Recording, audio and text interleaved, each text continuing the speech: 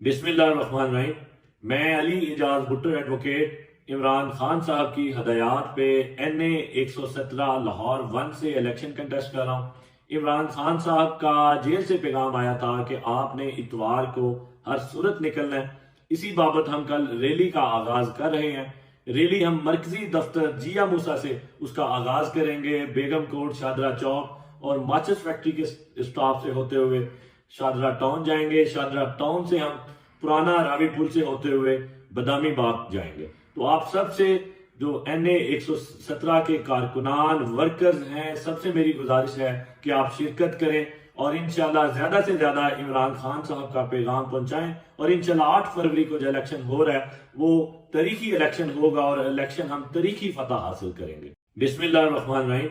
मैं अली इजाज भुट्टो एडवोकेट इमरान खान साहब की हदायत पे NA 117 लाहौर 1 से इलेक्शन कंटेस्ट कर रहा हूँ। इमरान खान साहब का जेल से पैगाम आया था कि आपने इतवार को हर